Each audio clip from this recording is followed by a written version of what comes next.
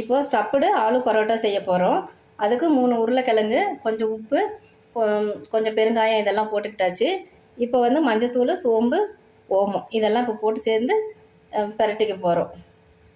இது நல்லா பிசைஞ்சு எடுத்துக்கலாம். அந்த பக்கம் பெரிய வெங்காயம், பச்சை மிளகாய், கருவேப்பிலை தழை, மல்லித்தழை இதெல்லாமே போட்டு பிசைஞ்சிக்கலாம். ஒரு பெரிய வெங்காயம் எல்லாமே போட்டு பிசைஞ்சிக்கலாம்.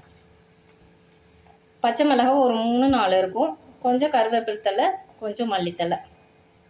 இந்த சைடு மாவு பிசைஞ்சு வச்சாச்சு. கரெக்டாக உப்பு போட்டு பிசைஞ்சு வச்சாச்சு. நானும் என் ஃப்ரெண்டும் செய்ய போகிறோம். இப்போ கொஞ்சம் மாவு பிச்சு உருட்டி வச்சுக்கலாம். உருட்டி வச்சுக்கிட்டு அப்புறம் ஸ்டஃப்டு பண்ணிக்கலாம்.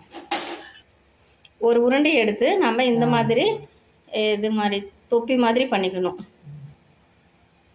அப்போ தான் அந்த ஸ்டஃப்டு உள்ளே வச்சா கொஞ்சம் வெளியே வராமல் இருக்கும். இப்போ எடுத்து வச்சுக்கலாம். நம்மளுக்கு அது தேவையான அளவுக்கு உள்ளே எடுத்து வச்சுக்கலாம். அது ஒன்றுமே நம்ம தாளிக்க தேவையில்லை, அப்படியே பிசைஞ்சது தான். அதை அப்படியே க்ளோஸ் பண்ணிவிட்டு அப்புறம் தேய்க்கணும். எதுங்க கொஞ்சம் வரமாவு போட்டு இந்த மாதிரி நம்ம தேய்ச்சிக்கணும்.